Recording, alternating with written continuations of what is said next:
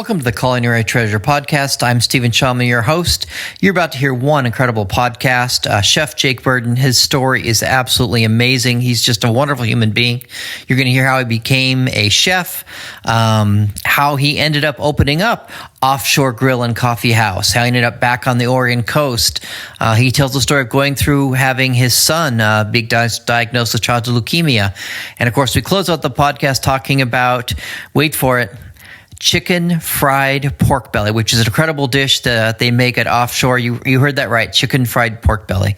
Just want to let you know, at the time we recorded this podcast, Offshore was located in Rockaway Beach on the Oregon coast. And in February of 2021, Chef Jake Burden's going to be opening up Offshore Grill in Manzanita, Oregon, on the Oregon coast. So you're going to hear this podcast, man, I want to get out there. I want to try that food. I want to meet that chef. You're going to be going to Offshore Grill and Coffee House in Manzanita, Oregon. That is the new place. And you can bet your bippy I'll be heading out there soon to do an updated podcast, talk about the move and how things are going. But I want to make sure before you start this podcast, you know that Offshore Grill and Coffee House is now located in Manzanita, Oregon, on the Oregon coast. Cheers and enjoy this incredible podcast.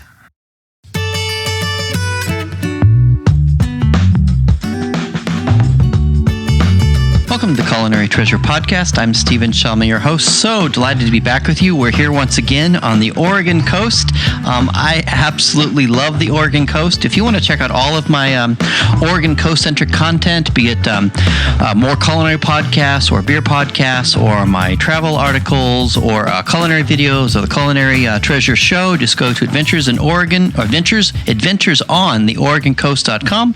Adventures on the OregonCoast.com, links to all of it. But today we are here at Offshore Grill and Coffee House. I tell you, in my heart, it feels like you're a dear friend, Jake Burden. Some people, you just meet him and you fall in love with him, and Jake is just amazing. Just delighted to be here. Thank you so much for having us. Oh, thank you for coming. I'm glad that you're here too. And I feel the same way. We kicked it right off from the minute we met. Yep. Okay, so questions I ask everybody in the podcast. I'm excited to get into your story, but I got my things I always do. So where were you born?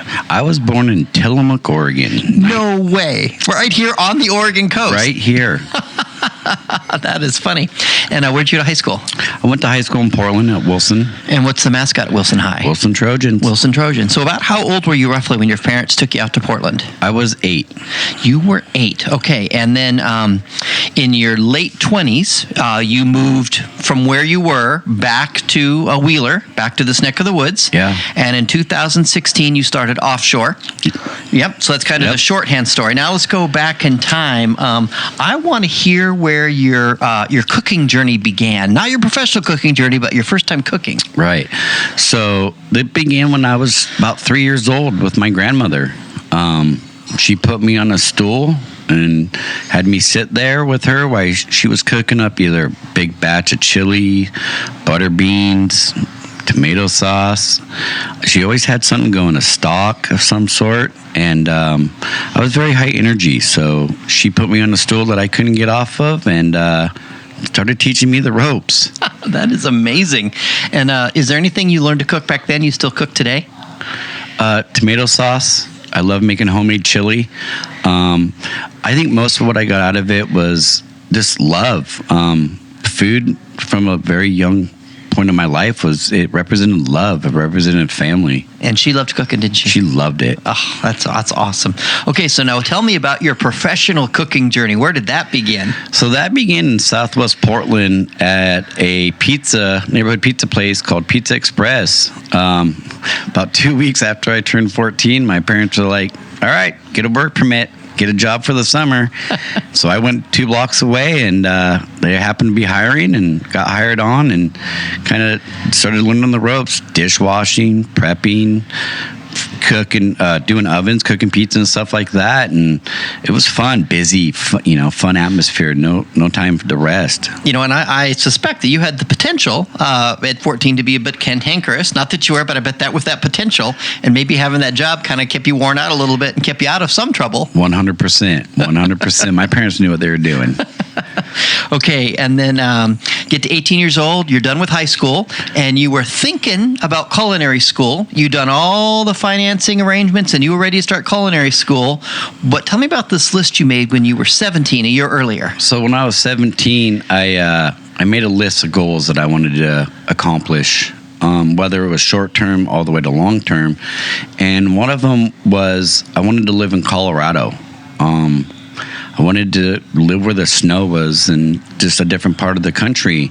And so after all the financial aid was A-okayed and after everything, I already taken a tour of Western Culinary, I just didn't feel right in my gut. And so this is a year after you made that list. Yeah. So you're 17, you make the list. One of the things on it's live in Colorado. You're 18, you're done with high school, you're headed to culinary. But you didn't feel right in your gut, so we went to a computer and did what? So I went to the local community college and got on the computer, and I typed in hospitality schools in Colorado, and this picture came up of 3 different campuses for Colorado Mountain College, and one of the pictures was Steamboat Springs, and it was a 3-story building that was covered by snow, surrounded by snow, and I said, that's where I want to go. Never been there, didn't know anything about it, but that picture just, that was it. Yeah, that was it. So what'd you tell your dad? So I went home and I said, I don't want to go to culinary school. I want to move to Colorado. I want to go to business school. I want to get out of Oregon for a little bit, and I want to see another part of the country and, work off my goals. And 100% was supportive and behind me and said, okay, let's do it. We got in touch with the college, got me enrolled, never even been to the town. Never even been to the state. And what town was this in, the campus you chose? Steamboat Springs. Steamboat Springs, okay. Yeah, and so in May, we flew out there. I'd already been enrolled, took a tour of the campus, and... so your dad flew you out there? Yeah, him and I both went. You said, okay, let's do it. Let's check it out. Yep. That's the kind of dad I want to be. Yeah, exactly, and me too. And so we went out there. Next thing I know, I got an apartment on the mountain, 2 blocks from the gondola, and I started school the next September. I moved there at the end of May and spent the summer there checking out the town, and was just in awe. And how long was that program? That program was 2 years. 2 years. And then did you work at any restaurants during those 2 years? Yep. I started getting bored, so I went to looked in the one ads, and there was an Italian restaurant called Mazzola's that was hiring. Went down there and applied, got the job, and just kept going, kept cooking, kept doing what I loved to do, but wasn't sure that it's what I wanted to do, and started going to school to pursue my business and figure out what I did want to do. Okay, I love it. And then so you're there 2 years, and school ends, and then you stay another year in Steamboat. Yep, I was like, okay, this year is all about ski bombing. And that's what I did, man. And it was one of the best years of my life. It was amazing. I loved it. I have this, I really have this conviction that some kids, they finish high school and maybe they need to take a year or 2 off before they go to college. Or maybe they finish college and maybe they need to take a year or 2 off before they enter their profession. And I just really think that's important for people to be given that freedom. And you kind of had that before you jumped into the next thing. You still did some cooking, you still did some work, but you were skiing for a year. Yeah, exactly. And, I still was like, okay, I was kind of trying to figure out what was my next step, and at that, do I go back to Oregon? Do I go back home? What do I want? Do I want to stay here? What do I want to do? And, I just skied and let it kind of work its way out. Well, I think there's a number of, in the course of your story, some big life-changing moments. One of them was, hey, I'm going to the school in Colorado. Yes. So that was a big thing. And then, then you started working in Denver. Tell me about that. Yeah, so I ended up going down to Denver, and I ended up getting hired by a great company, and was like, okay, and just kind of kept rolling with it. And then I got hired by a bigger company. And this is all in the chef world. You're cooking. Yeah, the cooking. And I got hired by a bigger company, which very corporate. It was the fine dining sister company of Frank Day Rock Bottom Incorporated, and absolutely loved it. Just loved it. I loved everything about it. Downtown, busy, 300 to 400, 500 covers a night, gorgeous dining room, gorgeous kitchen, and great people to work with. It was like meant to be, and I loved it. But were you settled yet on being a chef? No, I still, I'd always be like, so, how long have you been cooking? Oh, so is it, you want to be a chef? And I'd say, well, I don't know. I don't know what I want to do. I want to be in the business, but I'm still not sure what I want to do. And one day, my chef said, quit fighting this. This is what you're meant to do. And it kind of just really was an aha moment. It was life-changing, and it broke down all these barriers I guess I had put up not knowing what I wanted to do, and really was like, you're right, you're right. It was very liberating to have someone you respect say, I see it in you. You are a chef. Yes, 100%. 100%. Yeah. And it felt good. Like, it was the first person, I think, outside of my family that saw the potential of what I had to offer to whether the business, the world, as we see it. And it's funny when I hear your story, because as I listen to it, it's like, well, of course, what else are you going to do? You cooking with your grandma, you loved cooking, your first job was cooking, you always enjoyed it, but you just, that extra having someone else affirm it was really helpful. It was. It was kind of breaking down those barriers of cooking for a job to what cooking meant to me was cooking out of love. And I love to cook, so why not do it? Yep. It just, the word that goes through my head is it's what you were called to do. Yeah. It's just your calling, and in the Christian world, there's this thing where, in many tribes where to be a pastor, you need to think you're a pastor. But then someone in the congregation needs to say, oh, yes, you are a pastor. You're good at it. Right. John Maxwell, years ago, I heard him say, how do you know if you're a leader? Take a look behind you. If nobody's following you, then you're just out for a walk. Exactly. And if you're a pastor and nobody's like, yeah, we don't think you're a pastor, you're terrible at this. Or if you're a chef and nobody's saying, wow, you're amazing. Right. You're just a guy with a spatula. But even if you have that sense of calling, whether it's to cook or to be a pastor, if no one affirms that calling, it can really mess with you. But if someone does affirm it, it is just life-changing. It's like water in the desert. 100% it is. It's such a huge boost of self-confidence that you don't have within inside yourself, but somebody has 100% for you. And, very, very motivating, inspiring. And You settled down then? Yeah, I'll forever be thankful to him. That's awesome. Okay, so you were 3 years in Denver, mm-hmm. and then you started missing home. So what'd you do?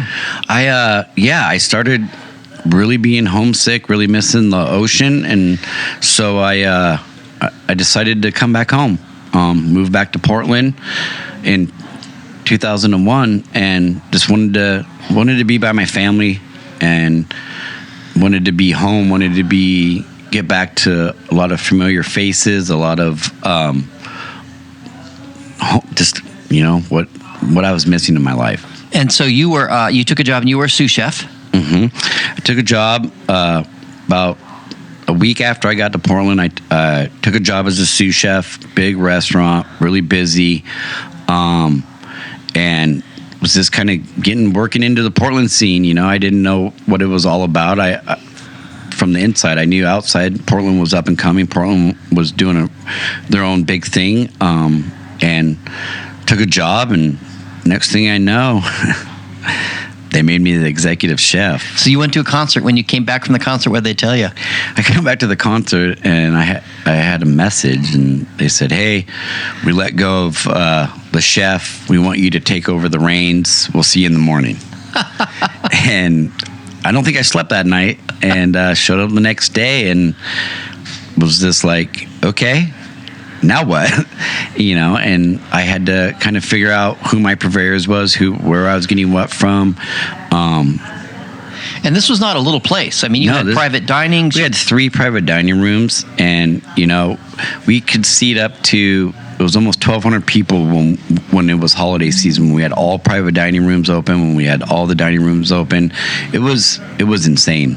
That is a lot of food. Yeah, a lot of food. And I kind of had to, I didn't know the staff that well. I was still working my way in, because some of them have been working together for a long time. And, I kind of had to build relationship with them as I'm learning the business of that place. And had to build a relationship with the professor. I mean, I had to start from scratch. Start from scratch, but that was really formative in your journey, though. It was. It pushed me to put myself in positions to figure out that I knew things that I didn't realize I knew. Okay, so then you're one of the crazy ones. You started missing corporate life. Yeah. I was missing that structure. I was missing the incentives. I was missing everything that kind of came with it, because that's what I was used to. And so I applied for a job downtown Portland with Starwood Hotels at the West End, and was hired and was loving it and everything was good until one day it wasn't. Yeah, until one day they came and they told us that the food and beverage contract had been sold to a company out of California. And I wasn't too keen on that. But the way the universe works, a friend showed up. Yeah, and so I'm sitting in an office doing orders, and my best friend from childhood shows up and literally walks right in the office and says, "Hey, I have a situation. I have an opportunity for you. I need your help." And it happened to be down here at the coast. Back where it first started. Back where it all started. And so I was just in awe of the timing. I was like, this is really happening. Okay. So I took off the next weekend, came down to the coast, checked everything out, met with the owners. And this was a place in Wheeler? This was in Manzanita. Manzanita. Yeah, and it had already been established for 15 years. Great restaurant. Eaten there a lot when I was a kid. And knew the owner, knew the family. But it was going through an ownership transition. And my buddy was hired to take over the chef job for the owner that was leaving. And he kind of could feel the the obstacles that were going to be in his way because of the small knit community. Yeah, he's new to the community. And you're related to everybody in the community. Yeah, I got a huge family down here, and got to give him very smart. He said, "I got somebody to go talk to," and shows up in Portland, tells me this is the restaurant. I knew the restaurant. He said, "This is what I need. This is what I want. What's it going to take?" And so what I said was, well, first, let me call my parents to see if maybe I can live at the house that's sitting there. Because this is in Manzanita, and there's a house in Wheeler just a few minutes away. Yeah, my grandfather's house that he built when I was 5, and he built a house big enough for the family. And when he passed away, my parents took it over and whatnot. But we lived in Portland, so it was kind of our beach house. It was our vacation home and whatnot. But my parents were out of the state. They were living in Nevada at the time, working. And so the house was just sitting there empty. So I came down, checked out the job, checked out the restaurant, met the owners, and called my parents and said, "Hey, this is what's going on. This is the opportunity that just got presented to me that fell in my lap. As I told you, the food and beverage contract has been sold. I don't want to stay on with the company coming in. Do you care if I stay at the house, until I can get on my feet?" And my parents were ecstatic. They're like, please, it's just sitting there. Please go occupy it. Give it some love. And so, the stars aligned and it all worked out. And now you're back at the coast. You're cooking. You've got a place to live. You were there for about a year. And then what'd you do in 2004? So in 2004, this opportunity, again, fell into my lap to buy this restaurant that had always been a part of my life. Even before it was a restaurant, this building, this location, always been a part of my life. And so I opened a restaurant, bought a business, got a partner. We opened up a restaurant and a fine dining restaurant right on the Nahum River. And it was amazing. And got a lot of recognition for it, a lot of love. And then, I was about to become a father. So I knew I was already over my head, 29 years old, running a restaurant.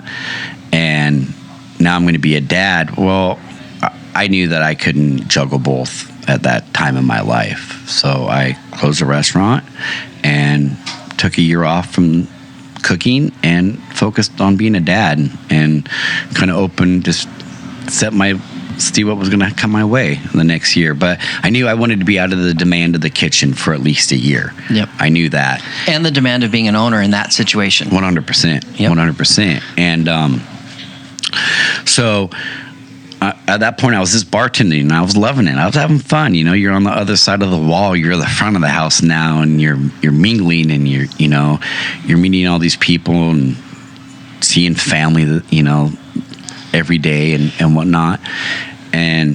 But my fingers started to twitch. My fingers started to itch. I was like, okay, this is great, but I want to be in the kitchen. I want to go back. I want to go back to cooking. I want to go back to creating and developing and having that, what I say, the cook high. Like, you get a runner's high.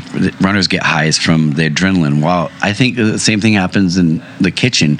You have those perfect nights and busy nights, and there's not one mistake, and you're beat down, but you feel on top of the world. And so I kind of started to put my fingers out and feelers out, and got a job in Cannon Beach, and it was perfect. Took, after the year off, get back in there, get my fingers wet, get my kitchen hands back, and was just right back in my routine, right back in my element. I love it. Okay, so now let's not rewind. I want people to keep track of the story. So 2016, you opened this place right here. Yep. So now we're going to go back in time just a little bit from 2016 to August 2015. At this point in your journey, you're married to Michelle. Yep. She's amazing. She's the secret weapon behind this place. Yep. I've observed. Yes. You have 2 kids. You and Michelle have a kid, 2 years old. And she has a kid. She has a kid. So there's 4 kids in this situation. Yep. Talon is 2 years old. Yep. And we had just gotten married, just got back from our honeymoon. And in August of 2015, Talon was diagnosed with leukemia. And it wasn't just a diagnosis, it was, he passed out. We took him to the local clinic.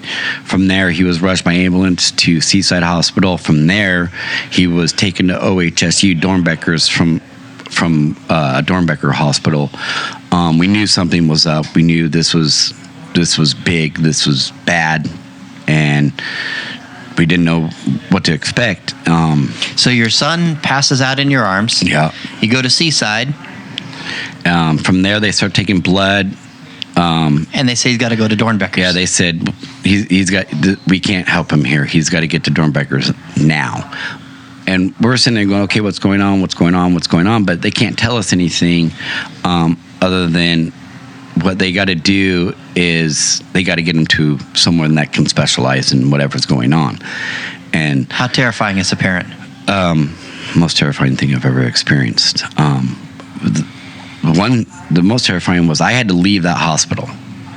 Michelle took the ambulance ride with Talon. I had to go and figure out how we're going to deal with the other 3 kids, knowing that I had to go to Portland. And so I went to my parents. They had the other 3 kids, and I said, this isn't good. This is what's going on. And I took off. And it was the longest drive of my life, but luckily I had the support of my family. We had the support of Michelle's family, and we actually had the support of a lot of community people. My oldest kid's mom helped out a lot with the other 3, and I took off. And within the next 10 hours, they knew what was going on, but they couldn't tell us exactly until the blood work came back. But they were like, it looks like he has cancer, leukemia. We have to look at the labs to diagnose what kind. And that at that point, it's like, what do you mean what kind? Well, there's 2 different kinds. One, not so curable. The other, 96% cure rate. Luckily, thank God, he had ALL with a 96% cure rate. And once that happened, we had one of the top oncologists in the country working on him from the beginning. And that was the next chapter of our life. Like, okay, now we have a son fighting cancer, a 2-year-old who can't even tie his own shoes. Now he's got to go through this. And chemo. And chemo, radiation, losing his hair. Weekly. Steroids. Weekly chemo. Weekly. Oh, yeah. He had 7 platelet transfusions and 10 blood transfusions in the first 2 weeks. That's a lot of effing needles, man, for a 2-year-old. Yeah. And so it was kind of just, again, you're just sitting back going, okay, we're going to put all of our faith in these people, this staff, this hospital, in the universe, in God, in everything, and just we're going to roll with what happens. Because we have to be strong for him, because he has no idea what's going on. He has no idea at all. He can't even say cancer. And so we just kind of started going through that process, and we were up there for 2 months living in ICU, and then in the Ronald McDonald House, just waiting to see how his prognosis, to see how his cancer was going to take the chemo. Was it going to reject it? Was it going to fight it? And luckily, everything was happening in the best way possible. It was you explain, like, he has leukemia, but luckily he has ALL, and they're like, so wait, there's a good part. It's like, yeah, it could be worse. It could be worse. It could be way worse. And so after 2 months of serious chemotherapy, steroids, transfusions, we were able to finally come home. And we come home, and it's like, all right, let's get back to life. Let's get back to everything. Before we do that, I have a question for you. Yeah. I saw it on your posts on Facebook as you're dealing with this and caring for your son. Really touched me. But you used a hashtag a lot. Yeah, hashtag burden strong. Burden strong. And so tell me about that. What does that mean? That just means that our family's going to fight through this, and Talon is burden strong.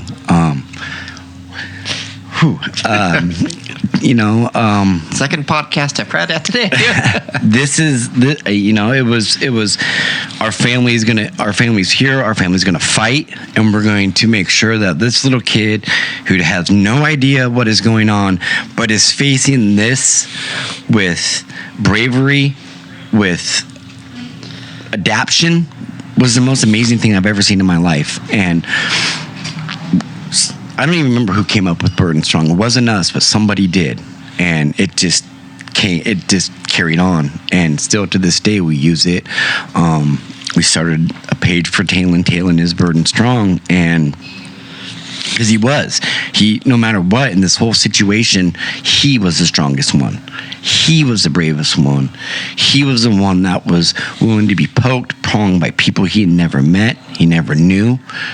But he knew that whatever was going on, his mom and dad were there, and these people were making him feel better, whether it was for 5 minutes, 10 minutes, something was different. And, he put up one hell of a fight, let me tell you. No one wants to get poked with needles. But he allowed it.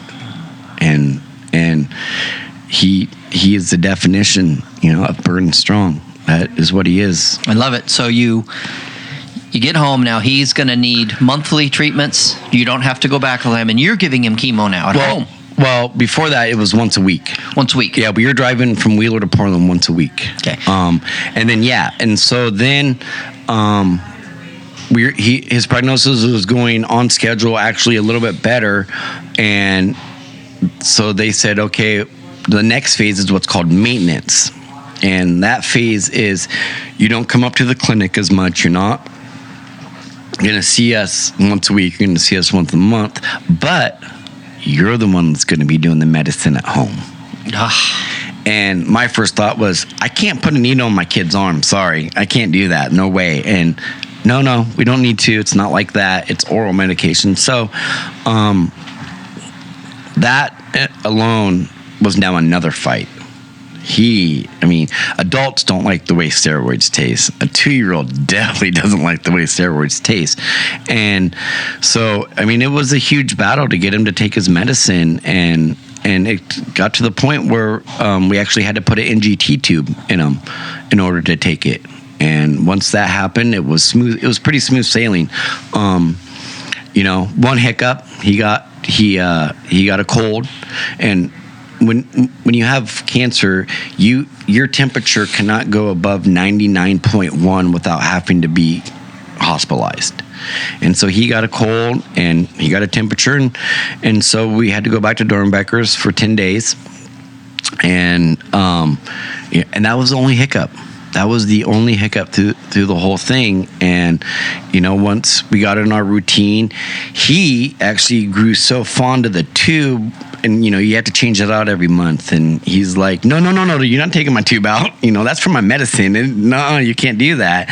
And then there's just another step to, okay, you're going to have to adapt to this. This is the way we have to do it and whatnot. And, like the soldier that he is, and he was like, okay, I'm going to fight you on it because I don't want my tube changed, but it is what it is. We got to do it. Okay, so back to the professional world. While you're wrestling with this, you obviously, at the early stages, you're not able to work full-time. Nope. And so now things are settled down with your son, and now what are we going to do for work? What are we going to do for work? Who's going to hire me in this situation? Yeah. And tell me about the knock on the door. Yeah, so we were trying to figure out what we were going to do. What was the next step? Do we need to move to Portland? And one day I was at home with Talon, and other kids were in school, and my old neighbor comes and knocks on my door. And I honestly I was so surprised to even see her in the neighborhood. I thought she was there to visit a friend, but she walked to my door. And she was very upfront, very quick to the point, and said, "You want the restaurant? Do you want to take over the restaurant? I'm done. I don't, 20 years, I just want out. I just want to be done with the everyday grind." And, I was like floored and was like, okay, let me talk to Michelle, let me look at this. I was like, wow, and she was very confident that I was the right person. We were the right people to go in and do it and get it going, get it, do what we wanted to do. She knew our situation. She knew that I wasn't working. Michelle was working part-time. She understood the position that we were in, because it's like, who's going to hire you as a chef to run their kitchen, to run their place, but yet you might have to leave on the drop of a dime, and you don't know how long, you don't know when. And, it was a huge obstacle that we were trying to figure out. And so I talked to my wife, and we brought it up with our families and whatnot, and they were like, do this. The universe is telling you, it's lining it up for you. And, we thought about it. And so we met with her. We had another meeting with her and said, okay, let's look at this. Let's talk about this. What do you want? What do you want from us? What are the terms, whatnot? And, so they said, okay, here's the thing. Our lease is up in a week. And I said, which means you got to sign. She or you has to sign a new lease in a week, in 7 days. Yeah, and I said, well, I can't do anything in a week, So she called the landlord of the building and said, this is a situation, but they, obviously they got to get their stuff together and whatnot and see if this is even feasible. So the landlord was like, all right, I'll give you a month. Within two weeks, had everything we needed. We had the down payment, we had the financing.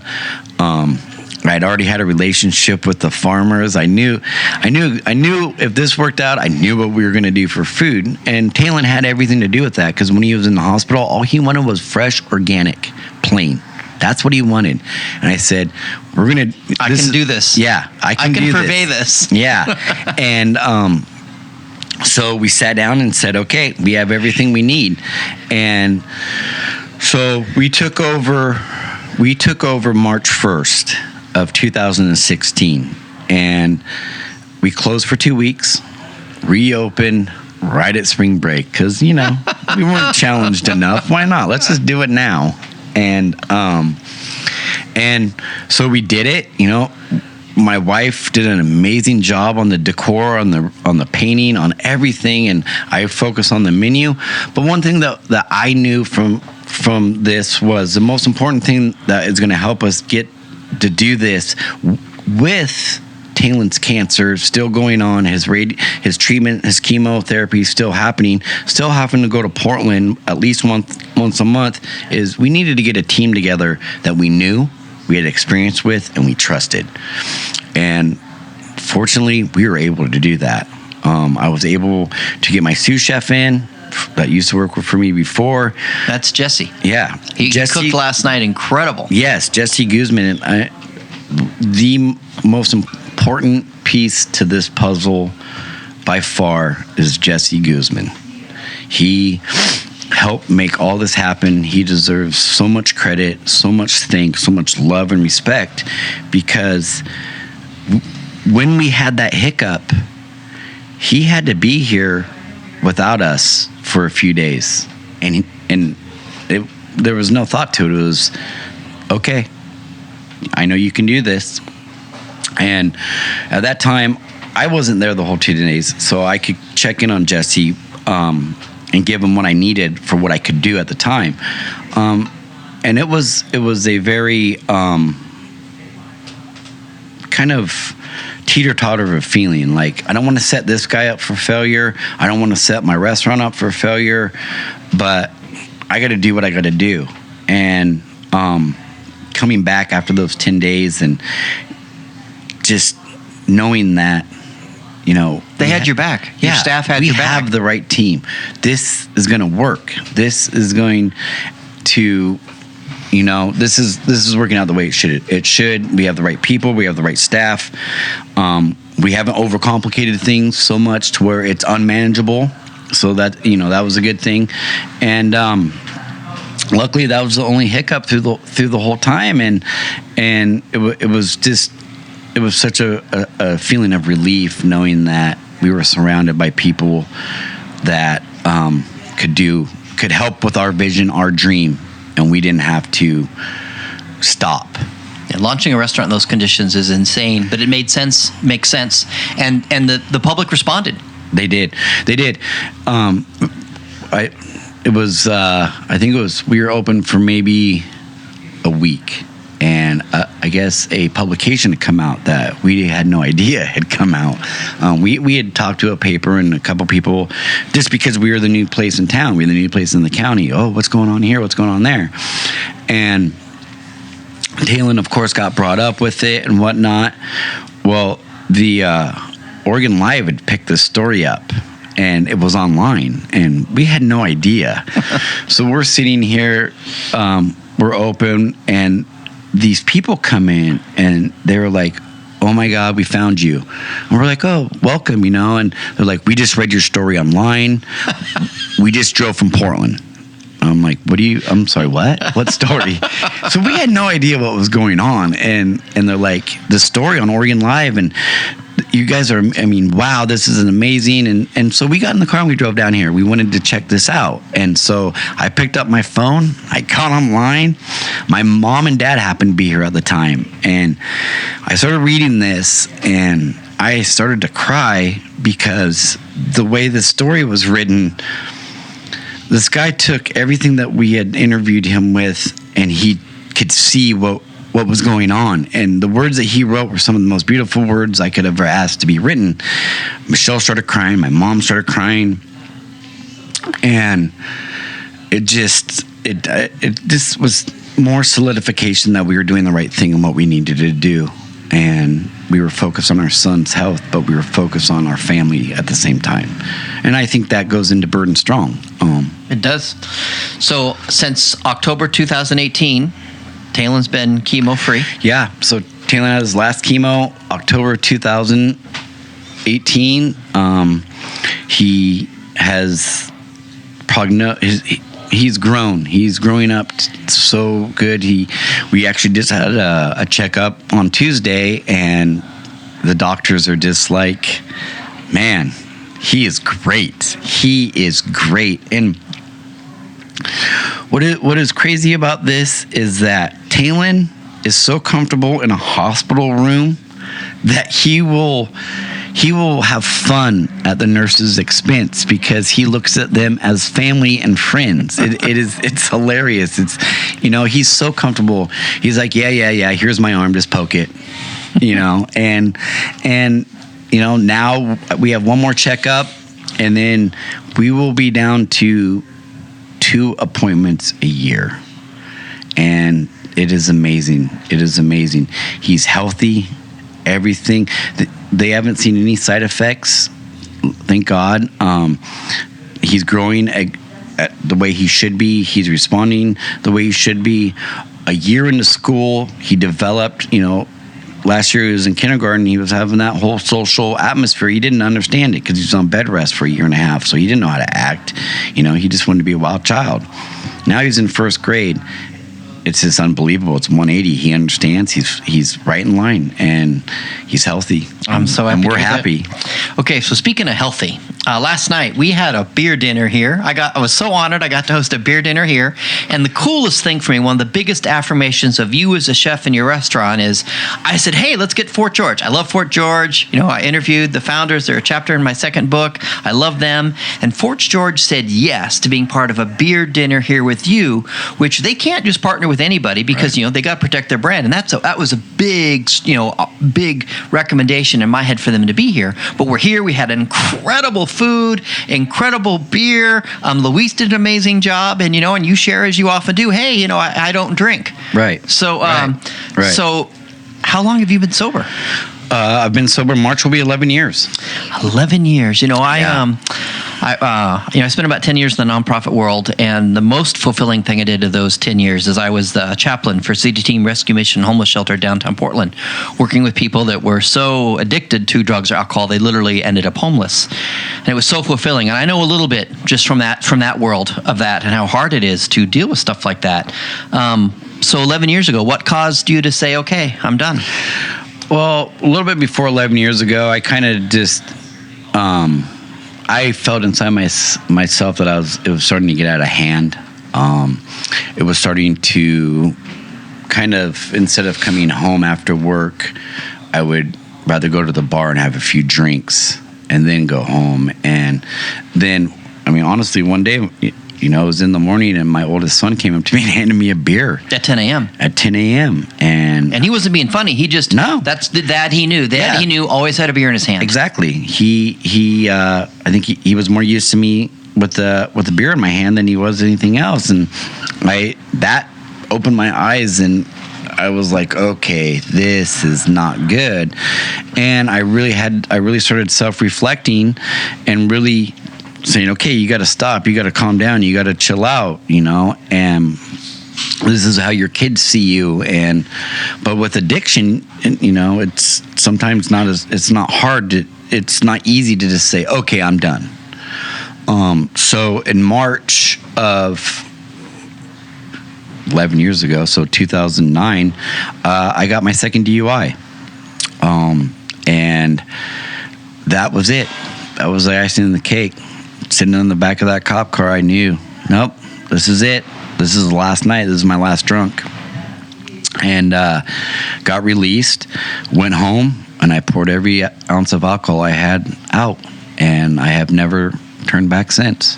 And right after that, you spent some time in AA? Started going to AA and support groups, and really leaned heavily on my family. My parents were in the other side of the alcoholism, of therapy and recovery and whatnot. And I really put a lot of faith into them. And my dad and my mother are the ones that got me into AA. And my dad went with me for my first meeting. And so the man that said, you said, hey, I want to go to Colorado and go to the school. He said, let's get a plane ticket. Yep. That same man went with you to your first AA meeting. Yep. And we went up to Seaside, and you go around and you introduce yourself and you say, and I just opened up right then and there, and I let it all kind of spill out, and really ashamed of myself. You start talking, I'm an alcoholic, this is what I did, this is how long I've been drinking, and you just kind of, you can't help it, but all of a sudden you're just releasing, and the round of applause I got for opening up and sharing, but the people that came to me and, were like, hey, man, we've been in your footsteps. We're here. And it was exactly what I needed. It was exactly what I needed. I needed people, strangers, that said, hey, I can relate. I know what you're going through. I'm here for you. And so at that point, I was going to meetings and was on the right track and kept going. And after a few months, I was really, I kind of just put my head down and worked. I really put my self into my job. I think, which was a fear of mine because, there's cooking, there's restaurant work, and then there's after restaurant. Yeah, so it's a lot of pressure and just culturally when you're a chef to drink after work, to unwind with everybody. Yeah, it's part of the deal. Yeah, and it's kind of how you build that camaraderie outside of work. It's how you build trust inside of work. You're working with these guys in the same conditions that they are, and they're getting their butts kicked just like you are. And you go out and you celebrate the night that you just had, and you build this relationship with them. And it's an amazing feeling. It's an amazing relationship. Now, how do you do that? Not doing the outside stuff. Well, the thing that I want to give other chefs as hope is that you're still a chef. I am. And 11 years, you've been able to sort that out. And so if there are people that feel called to cook and they're blessed with alcohol, they can say no to alcohol and still say yes to cooking. 100%. Last night doing that, the 6-course dinner with a different beer in the food, a different beer paired with the food, I went off my nose. And then we compared it to 3 other people's, my chef and my cook and the beer guy, Luis, what they tasted. And we went off of that. And we started to build our menu from there, and it all worked out. And that was the second time I've done that. I did a 7-course wine dinner years ago. My nose, someone else's palate. And so if you have the right people, if you have the right vision, and your senses, you have your senses of what you're going to do, you don't need to taste it, you don't need to digest it, you don't need to have it in your blood, but you can still work with it. So I just got to say, if I had known you're in recovery, I would have never in a million years said, hey, let's do a beer dinner. But you know what? You nailed it. It was amazing. And the people had a great time. We had a full house. The food was incredible. And so even though I feel a little stupid, I'm so glad we did it. It's part of the job. I mean, no matter what you want to do, alcohol's involved. It doesn't matter. It's whether you want to partake in the underbelly of like what Bourdain used to say of the business, but you can still cook. And you can still cook with alcohol. You can still pair with alcohol, because it's part of your job. It's part of the industry, and I have a whole different outlook and respect for the winemakers and the brewers and whatnot, because when you're drunk, it's beer, it's liquor, it's wine. But now that you don't drink, I relate to them and the process, the love, the attention to detail that they put into their craft that goes along with what I do in my craft. So you've been sober 11 years, but your son got sick a few years ago. Yeah. And for some people, that can be a tough trigger. I thought that was it. I thought, okay, I can't handle this. I don't know what to do. When I was getting out of my counseling and everything with my second DUI, you go through a questionnaire and they said, what's the one likely thing that would trigger you to drink again? And I remember my answer. It was something happening to one of my kids. And boom, here we are. And Taylor wasn't even born at that time. And there is no way I would have been able to make it through that if it wasn't for my wife, if it wasn't for my family, if it wasn't for my friends, and it wasn't for my other 3 children that looked up to me every day, knowing they needed me to be me and not who I used to be in order for all of us to get through this. But it was tempting. You could taste it, couldn't you? Oh God, I could taste it. I could taste it more than I've ever since my first day of recovery. I mean, if I try hard enough, I know what beer tastes like. I can remember what a certain bourbon tastes like, but I don't want it, you know? I don't want it, but at that point I wanted it because I wanted just to do what I did before and just drink so I didn't have to cope with my reality. Well, I am so glad that you're willing to tell the story because, you know, when misery is going to come into our lives, we're going to have losses, some of them brutal, and whether we're in recovery or not, and you can have those brutal losses come into your life and not lose your recovery path. Yeah, 100%. You know, and what's different even when I became sober now is that there are people within the business that are offering help to those in the business, and it's not necessarily a 12-step program.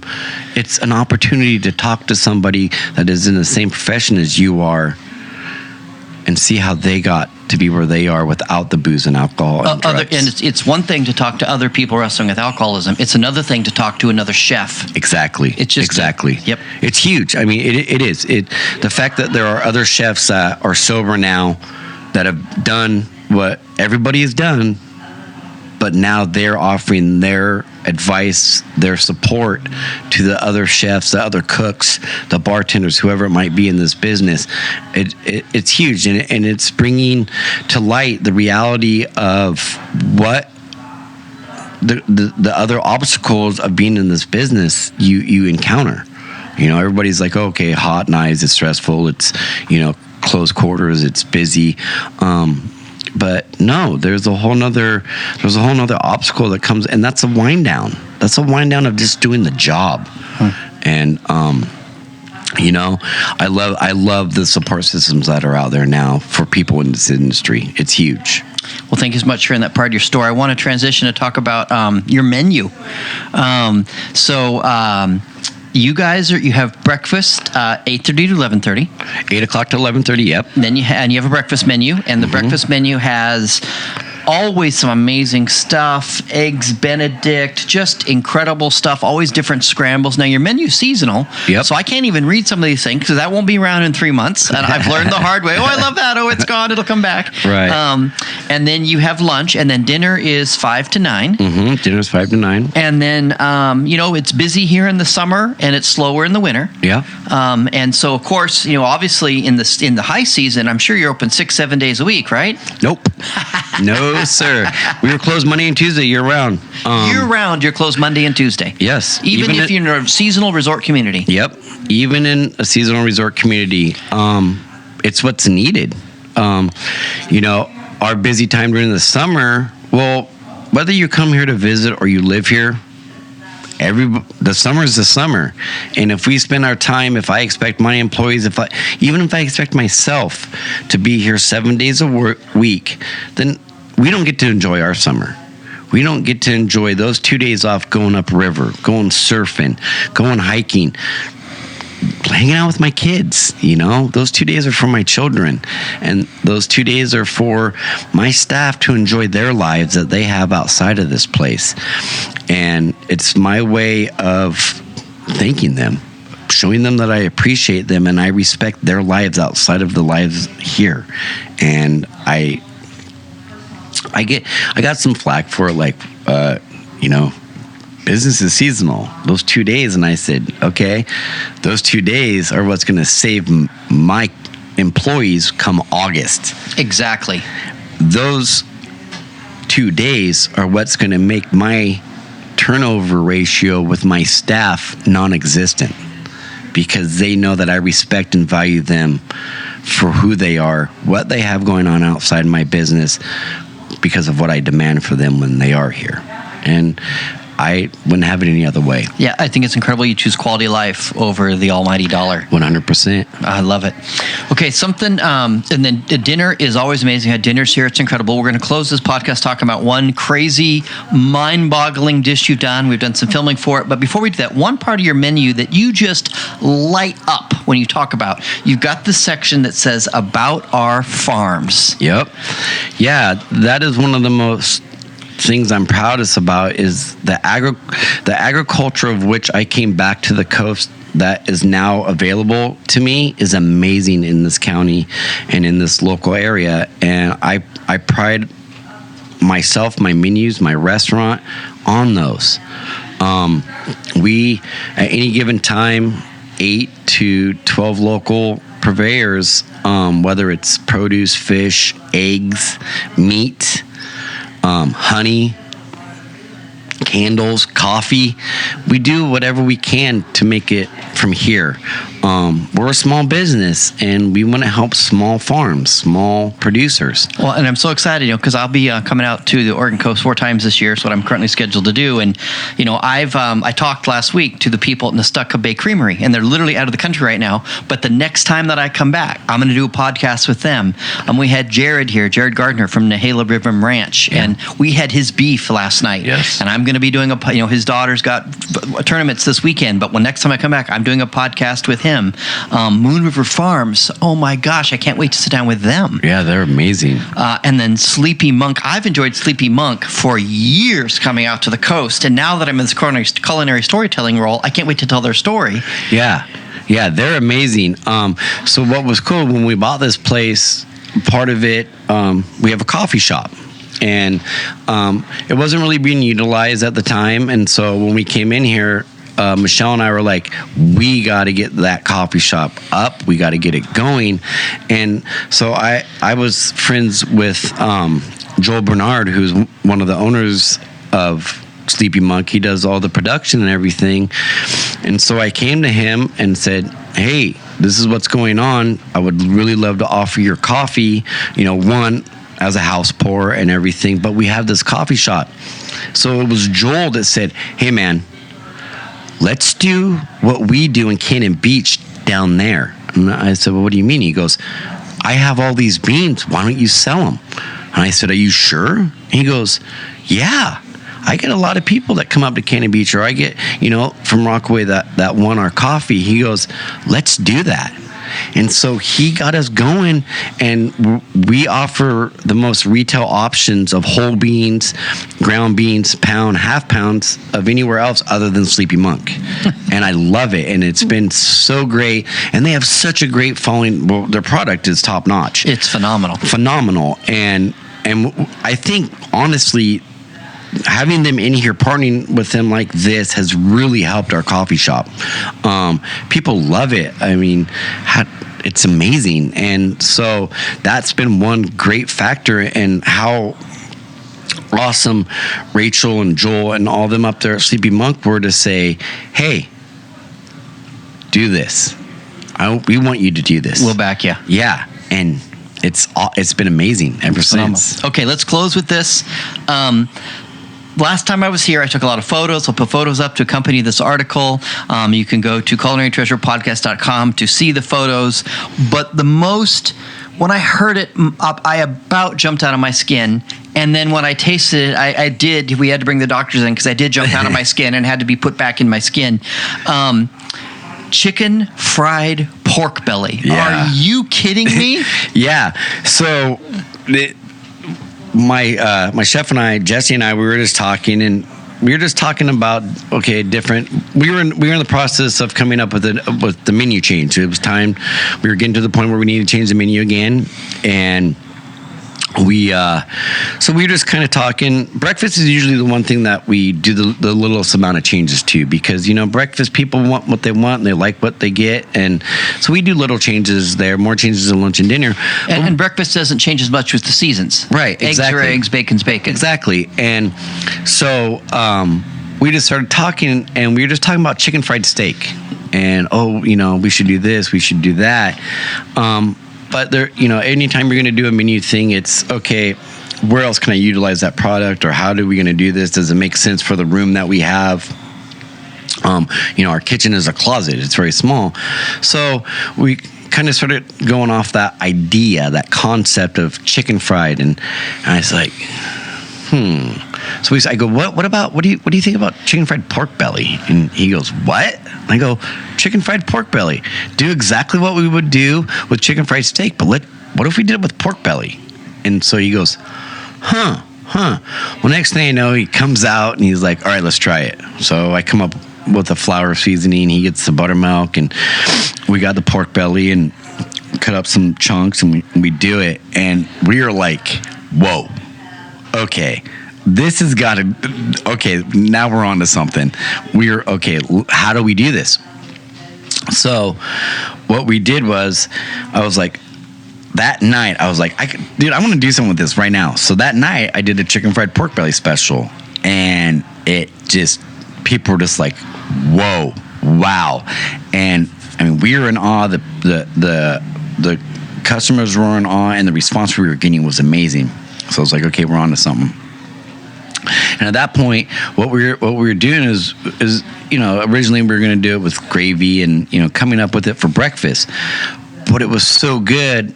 I was like, I'm putting this on the dinner menu, man. I got to put this on the dinner menu. We got to get funky with this. Let's get eclectic. Let's get And so we came up with this dish of chicken fried pork belly, mashed potatoes, local farm vegetables, and an apple jalapeno honey using hive honey from Brickyard Farms. Say that all again from the beginning. So chicken fried pork belly, mashed potatoes, roasted farm vegetables, and a jalapeno and apple infused honey.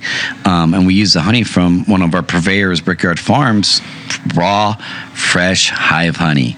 And we put this plate together, and we were just like, yep. And we put it on the menu. And I've had that exact dish. Yeah. It is incredible. And you make I'm picky about mashed potatoes. I am just picky about it. You make amazing mashed potatoes. The vegetables are just perfect. But then this chicken fried steak, and this is an entree. You've got like 3 big pieces. I'm like, oh my gosh. And that was perfect. And then the honey was kind of like the coup de grace. I mean, right. It was almost gilding the lily. And I think lily should be gilded because I love that over the top stuff. And it just like it brought it all together perfectly. Right. So I think when you're down here, and what we try to do is we try to have some familiarity with whatever dishes we do, because I'm not going to do what everybody else has done or what everybody else is do, but I'll put that sense of familiarness to it, to where they're like, oh. So I came up with this apple jalapeno honey. Well, it's pork and apples, but with a little bit of a twist, And I don't want people that now my wife, she likes to sweat when she eats. She can do hot things. I can't. I die. I can't do it. So when people hear the jalapeno, don't be scared. It has some flavor to it, but it's not anything that's gonna make you suffer. It just adds to the flavor. 100%. Super well done on the heat. 100%. It's it's a smokiness of that pepper. It's not about the spice to it. It's about that robust, smoky pepper taste. Yeah, and it gives the honey some depth that I've never had in honey before. Exactly, and the honey. What's great about it is when you do this with the honey expands. So we put this flavor of green apple and fresh jalapeno, and when we go to chill it, that honey takes all that and just soaks it up.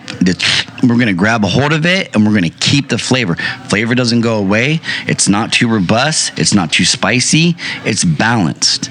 And again, the chicken fried pork belly was supposed to be a breakfast thing. So I tried to keep that respect to what we were doing when we were coming up with this dish. So I said, well, let's do honey, Okay, well, people are familiar with pork and apples. All right, let's do an apple honey.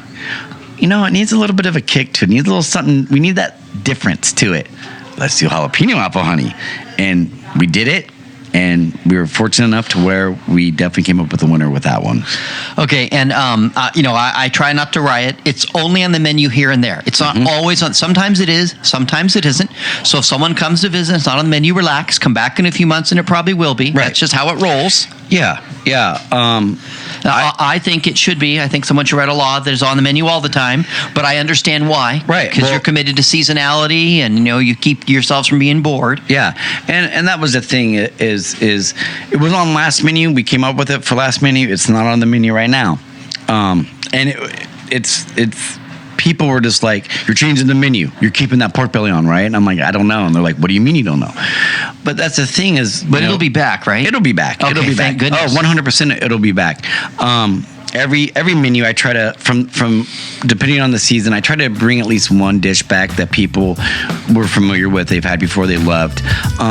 But one thing I promised to my staff is we're going to do things different. We're going to change things up so you continue to learn and I continue to learn. Always pushing myself, always pushing them, trying to teach them my vision, my palate, and how I look at things. But the Hamlin River Ranch, like we were talking about, who I was getting pork belly from, they have these, everything they have is unbelievable. So right now I have one of their pork chops, 12-ounce center cut pork chop. And I, that's what's on the menu right now for pork. But it will be back. By summertime, it'll be back on the menu. Okay, thank goodness. Well, Jake, it has been such a delight to have you on the Culinary Treasure Podcast. I love your story. I love your food. I love everything you stand for, that you stand by your values. You have faced some hellacious obstacles that most people don't ever want to face, and you face them head on. I know that you say your son epitomizes it, but I think you epitomize what it means to be burden strong. Thank you. It's just been an honor to have you. Thank you so much for joining us on the podcast. Thanks for coming in, man. This has been great. I always love visiting with you. All right. Cheers, everybody.